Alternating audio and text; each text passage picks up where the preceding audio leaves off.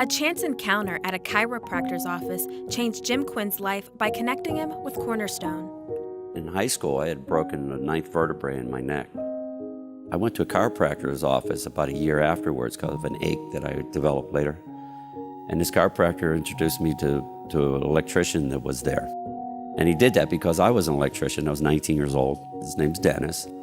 And Dennis tells me how he needs some help on a project. He never even described it to me the whole way. It's just, I just saw this huge antenna on his hilltop. And next thing I know, we're at the foot of this antenna and there's this building that's there. And then he explains to me that this is Cornerstone Television. At that time, it was just known as WPCB TV 40, right? And that they're about to go on air, but he needed some help to get done with this electrical. There was a gentleman, Steve Toten, a counseling coordinator. He actually volunteered himself to help build this station. Steve, one day, just while we were having a coffee break, he just came and said, "Did you know that Jesus said that except that a man be born again, that he can see the kingdom of heaven?" And I said, "Well, my mother's born again, but I don't know what that means." So sure enough, I prayed with him to receive Christ into my life. Cornerstone asked Jim to wire the transmitters. Steve Toten helped him when one of his workers called in sick. When Steve removed a piece of cardboard covering an electrical system, Jim accidentally dropped a tape measure on top of an electrical panel. I knew that if I could just grab the blade of that tape measure and just very carefully and just extract it, just any movement this way, and it's out. As I'm going in and I'm closing in on the blade, I stopped for a minute. And I said, for the first time in my life, let's pray.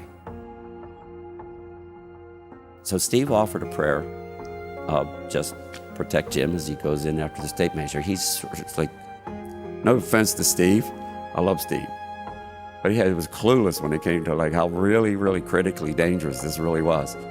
But anyway, so I went back in to grab the tape measure. And as I closed in on the blade, this time I didn't even feel the blade. All I felt was a high voltage and an horrific explosion. All at once, I was instantly burned. And in the next split second, I was back as far away from the panel as I can get, up on this block ledge, 8 feet off the floor. And I'm up against a steel column, only 3 feet away from where the panel's located. And this thing's continuing to erupt. It's like a 4th of July show. And it would be as if you see one rising and instead of exploding, what it does is it comes and lands at your feet. And just instinctively, you grab this thing and you go to throw it away from yourself and it explodes right here in front of you. As I was about to hit the exit door, the crash bar for the exit door, for the first time in my life, I heard a voice speak to me from within. Said, "Don't be concerned about your burns. You won't be disfigured." And yet, when I hit that crash bar and was outside, I was relieved, by the way.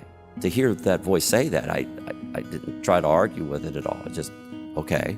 I had looked at myself, how I was burned, and I looked like I got struck by lightning. My clothes were still smoldering. My knee was 3rd-degree burned. My pant leg was blown open. It was 3rd-degree burn on my knee. My both arms, my face, my entire face, my hair was burnt back. My chest was burnt, my tongue and my throat were badly burned, and they ushered me around the car to get in because the hospital's only a couple miles away. I can hear all the sirens. And I felt so terrible for, these people were trying to get on air, and yet, I'm responsible now for this thing coming to this situation as we're driving now towards the hospital. And as a testimony also, I want to say this, that it was Russ Bixler driving the car. Russ Bixler is the president of Channel 40. He's the founder, right? He's the one that God had given the vision to raise high my signal to the people. While all that he had accomplished, all that God had accomplished through him, let's say, and the people that volunteered themselves and all the donations and everything else, and all the efforts that people had made to put this building together, and now it's going up in smoke. And yet Russ is driving the car. Finally, my doctor, he meets with me and he says, "Well, son, you have 20% of your body is burned, all 2nd and 3rd degree burns. But be prepared because you're going to be here for 4 months and you're going to need skin grafts. As Jim recovered in the hospital, the healing process of his burn wounds shocked the nurses. And then they begin by removing the patch of skin.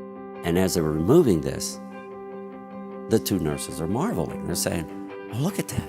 I can't believe that. You have skin where you shouldn't have skin." At that time, I didn't even have a scar on me. Not on my hands, not on my face, nowhere. Later, I developed keloids, which are scars, from the 3rd-degree portion on my right hand. But I want to point out, what did that voice say to me? Don't be concerned about your burns. You won't be disfigured, and I'm not. In honor of Russ and Norma Bixler, Jim is helping to build a chapel in their memory. I've said this story again and again, and many have come to know Christ in their lives just by hearing the testimony of this story. And this is how God's used me over the last 40 years.